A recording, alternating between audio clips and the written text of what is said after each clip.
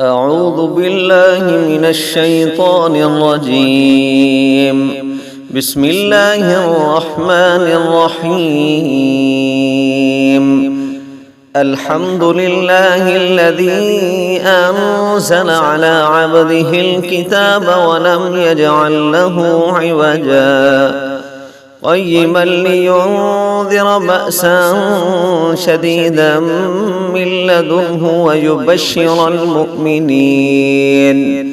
ويبشر المؤمنين الذين يعملون الصالحات أن لهم أجرا حسنا ماكثين فيه أبدا وينذر الذين قالوا اتخذ الله ولدا ما لهم به من علم ولا لآبائهم كبرت كلمة تخرج من أفواههم إن يقولون إلا كذبا فلعلك باخع نفسك على آثارهم إن لم يؤمنوا بهذا الحديث أسفا إنا جعلنا ما على الأرض زينة لها لنبلوهم أيهم أحسن عملا وإنا لجاعلون ما عليها صعيدا جرزا أم حسبت أن أصحاب الكهف والرقيم كانوا من آياتنا عجبا إذ أوى الفتية إلى الكهف فقالوا ربنا آتنا من لدنك رحمة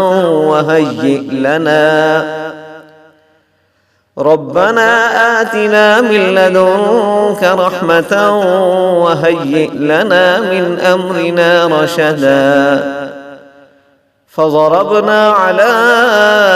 آذانهم في الكهف سنين عددا ثم بعثناهم لنعلم أي الحزبين أحصى لما لبثوا أمدا نحن نقص عليك نبأهم بالحق إنهم فتية آمنوا بربهم وزدناهم هدى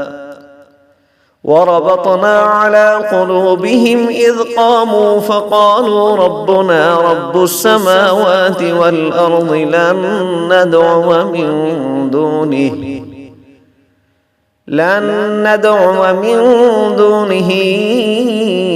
إلها لقد قلنا إذا شططا هؤلاء قوم اتخذوا من دونه آلهة لولا يأتون عليهم بسلطان بين فمن أظلم ممن افترى على الله كذبا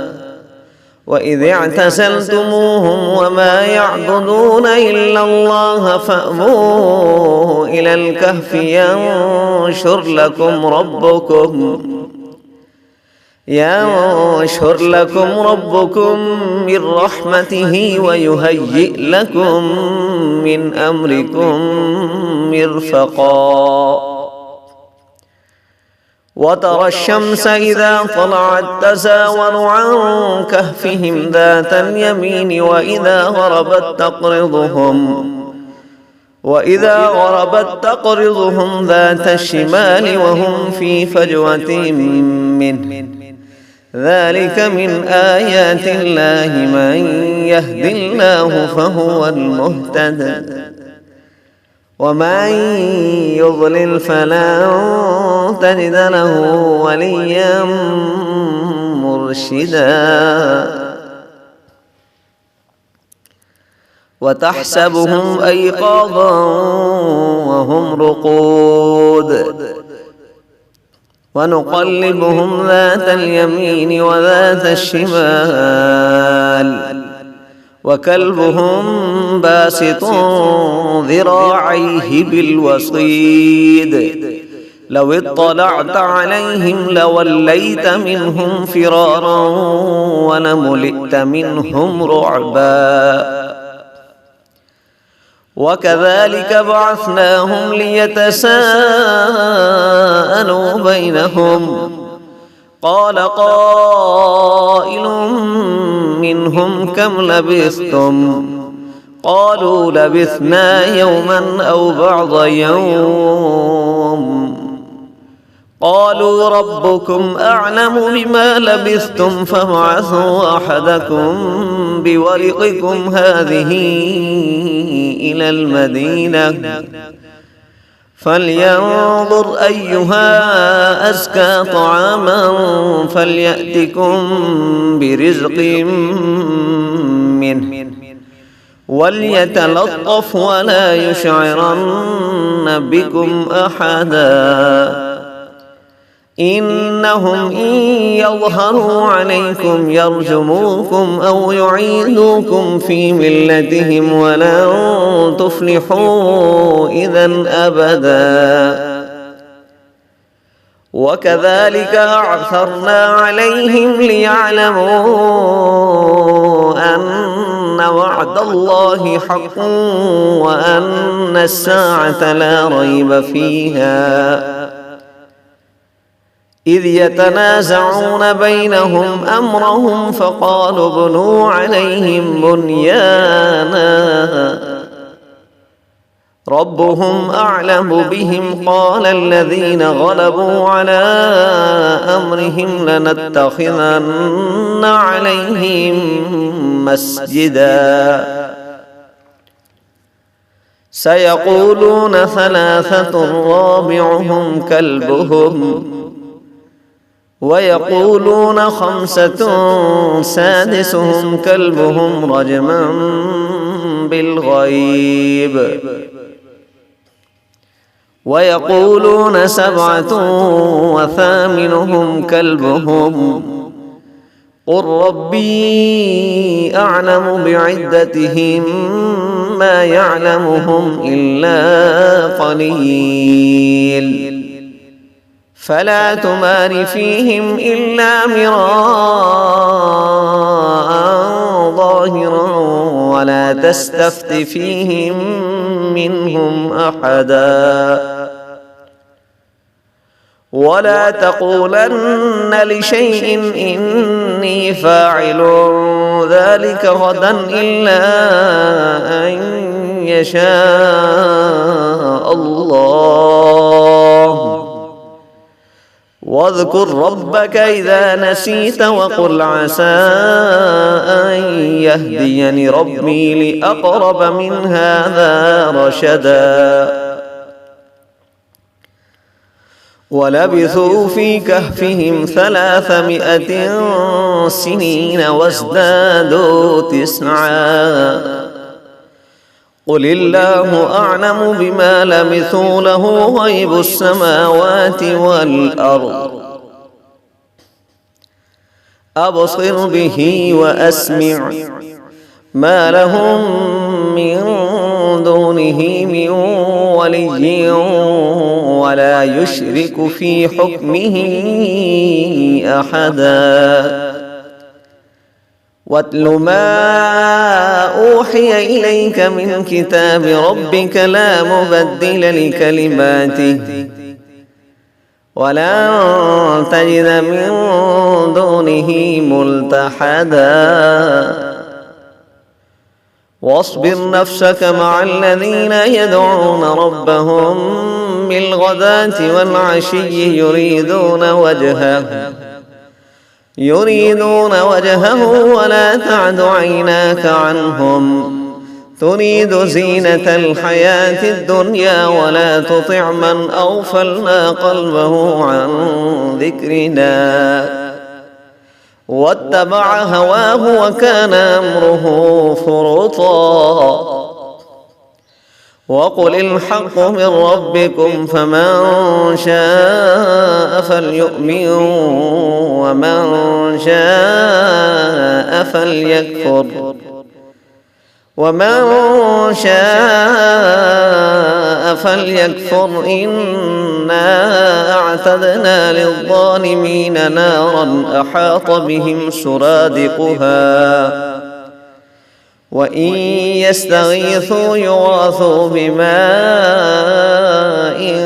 كالمهل يشوي الوجوه بئس الشراب وساءت مرتفقا إن الذين آمنوا وعملوا الصالحات إنا لا نضيع أجر من أحسن عملا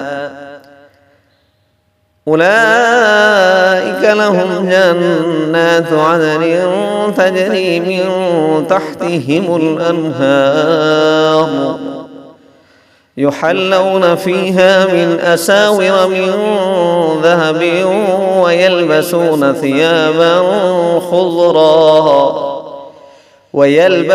ثيابا خضرا من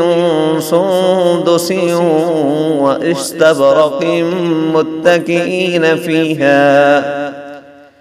واستبرق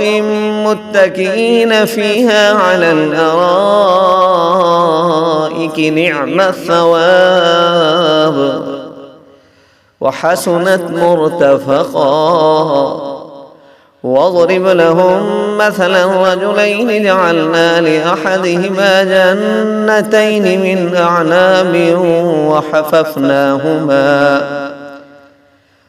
أعناب وحففناهما بنخل وجعلنا بينهما زرعا كلتا الجنتين آتت أكلها ولم تظلم منه شيئا وفجرنا خلالهما نهرا وكان له ثمر فقال لصاحبه وهو يحاوره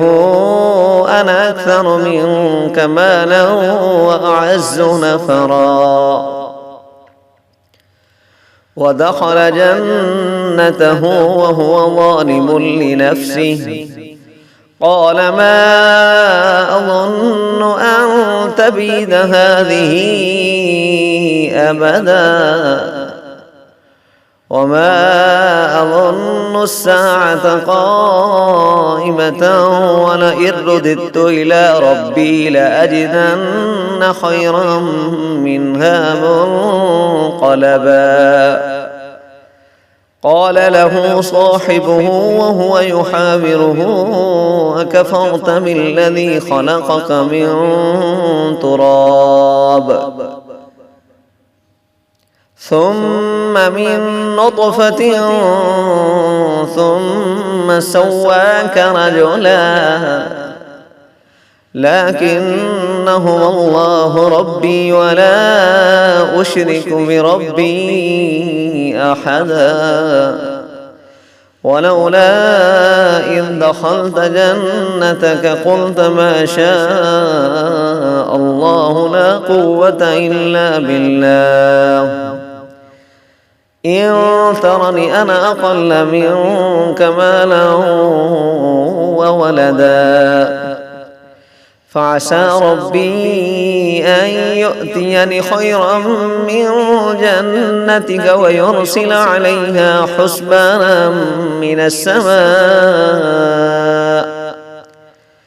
ويرسل عليها حسبانا من السماء فتصبح صعيدا زلقا أو يصبح ماؤها غورا فلن تستطيع له طلبا وأحيط بثمره فأصبح يقلب كفيه على ما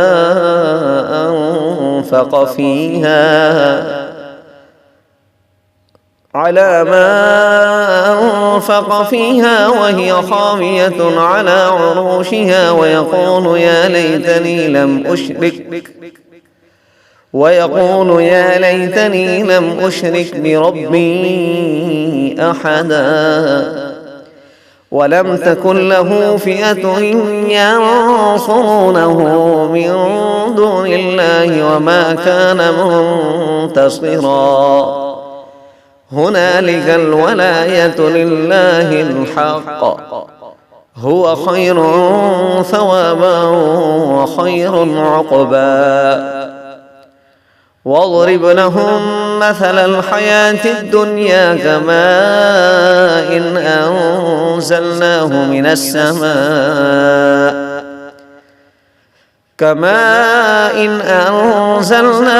السماء فاختلط به نبات الأرض فأصبح هشيما تذروه الرياح، وكان الله على كل شيء مقتدرا.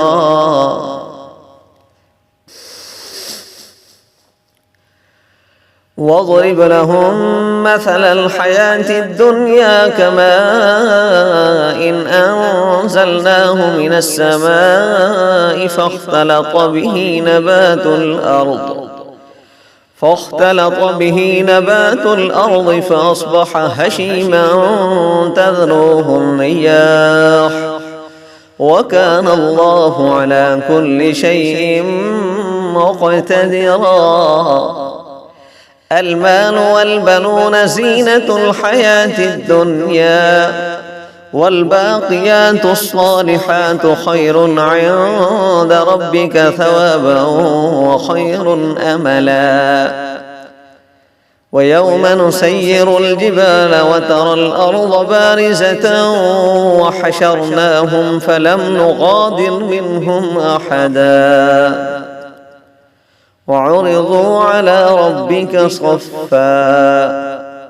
لقد جئتمونا كما خلقناكم أول مرة بل زعمتم أن لن نجعل لكم موعدا. ووضع الكتاب فترى المجرمين مشفقين مما فيه ويقولون يا ويلتنا ما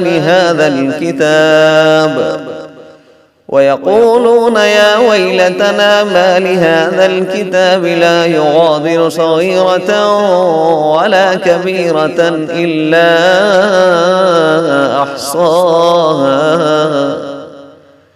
ووجدوا ما عملوا حاضرا ولا يظلم ربك أحدا. وإذ قلنا للملائكة اسجدوا لآدم فسجدوا إلا إبليس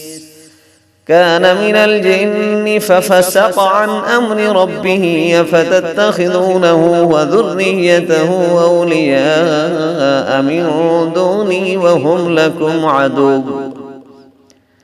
بئس للظالمين بدلا. ما أشهدتهم خلق السماوات والأرض ولا خلق أنفسهم وما كنت متخذ المضلين عضدا. ويوم يقول نادوا شركائي الذين زعمتم فدعوهم فلم يستجيبوا لهم وجعلنا بينهم موبقا. ورأى المجرمون النار فظنوا أنهم مواقعوها ولم يجدوا عنها مصرفا. ولقد صرفنا في هذا القرآن للناس من كل مثل وكان الإنسان أكثر شيء جدلا.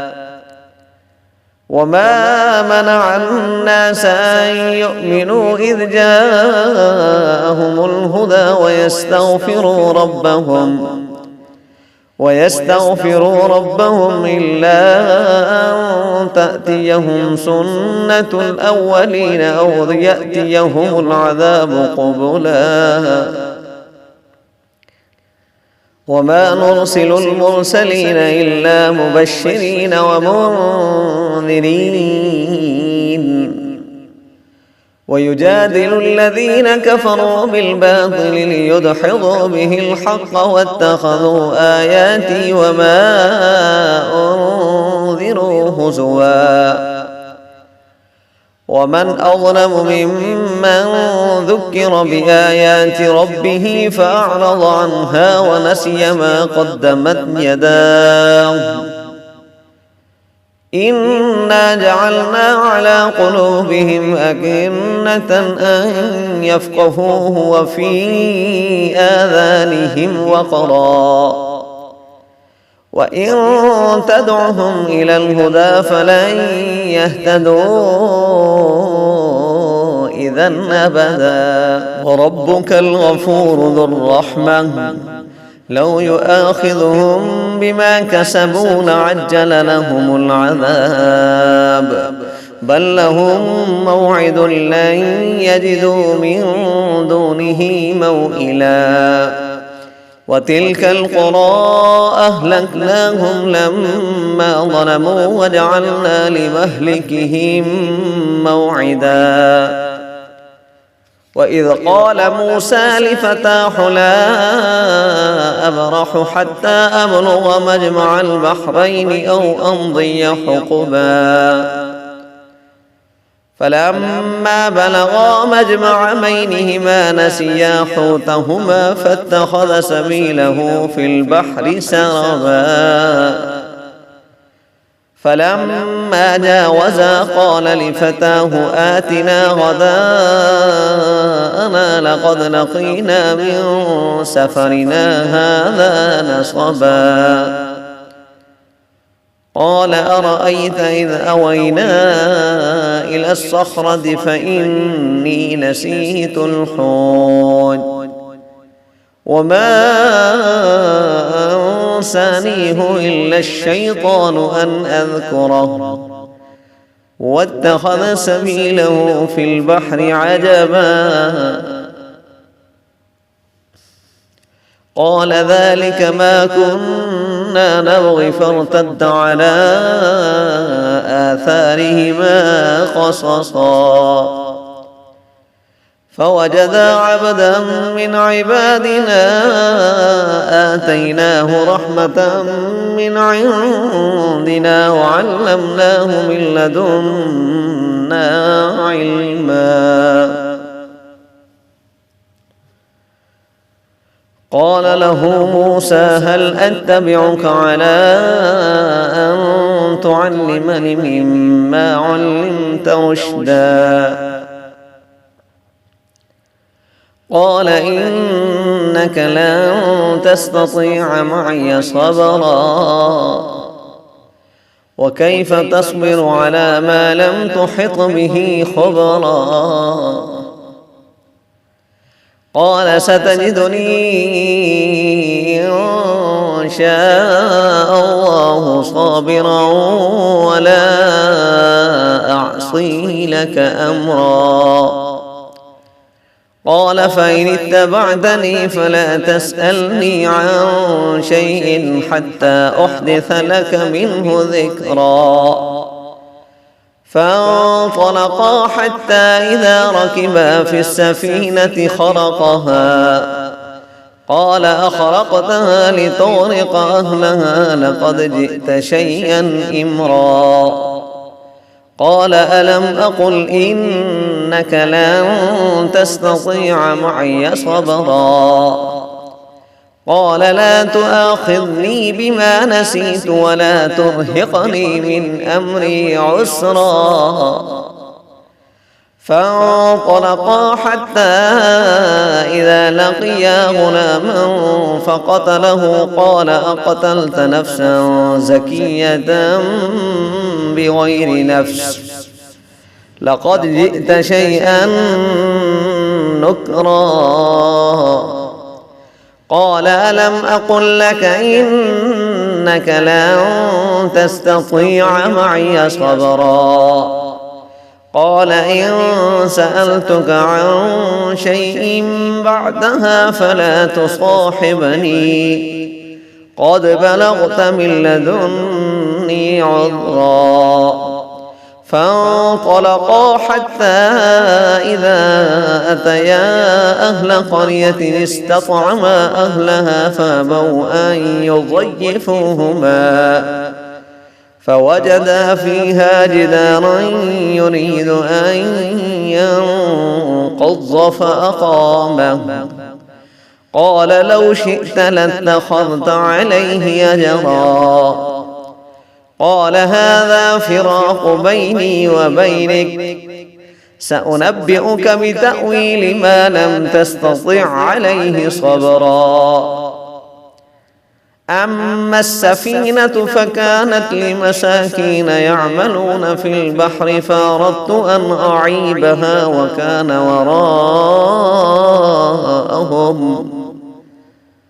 وكان وراءهم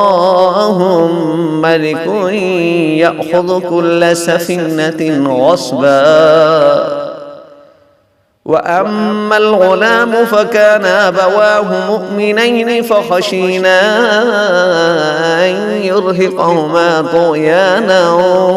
وكفرا فأردنا أن يبدلهما ربهما خيرا منه زكاة وأقرب رحما. وأما الجدار فكان لغلامين يتيمين في المدينة وكان تحته كنز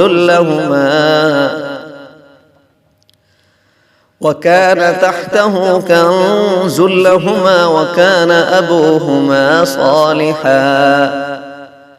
فأراد ربك أن يبلغا أشدهما ويستخرجا كنزهما رحمة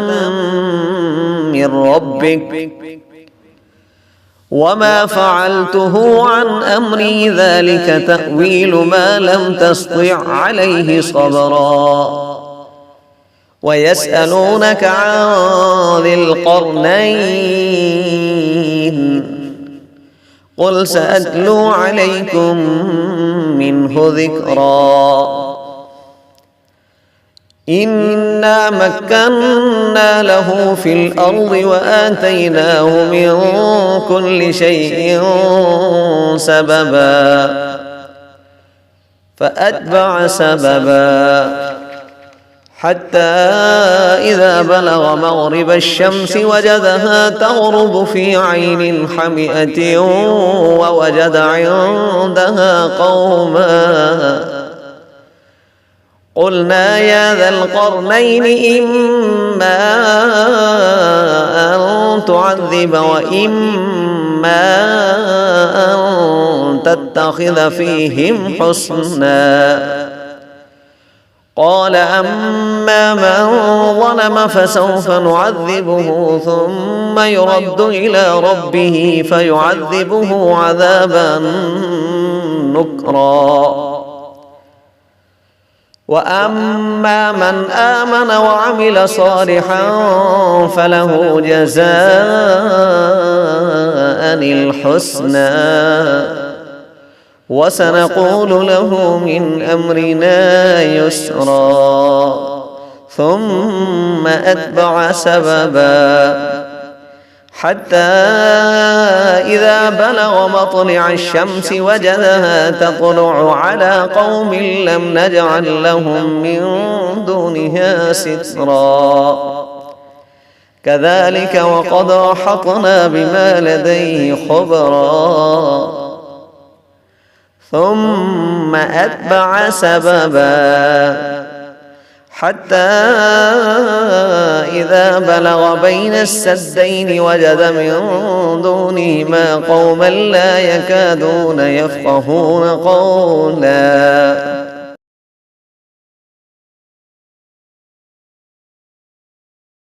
قالوا يا ذا القرنين إن يأجوج ومأجوج مفسدون في الأرض فهل نجعل لك خرجا على أن تجعل بيننا وبينهم سدا. قال ما مكنني فيه ربي خير فأعينوني بقوة أجعل بينكم وبينهم ردما آتوني زبر الحديد حتى إذا ساوى بين الصدفين قال انفخوا حتى إذا جعله نارا قال آتوني أفرغ عليه قطرا فما استطاعوا أن يظهروه وما استطاعوا له نقبا قال هذا رحمة من ربي فإذا جاء وعد ربي جعله دكاء وكان وعد ربي حقا وتركنا بعضهم يومئذ يموج في بعض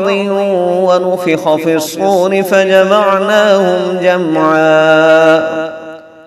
وعرضنا جهنم يومئذ للكافرين عرضا الذين كانت أعينهم في غطاء عن ذكري وكانوا لا يستطيعون سمعا أفحسب الذين كفروا أن يتخذوا عبادي من دوني أولياء إنا أعتدنا جهنم للكافرين نزلا قل هل ننبئكم بالأخسرين أعمالا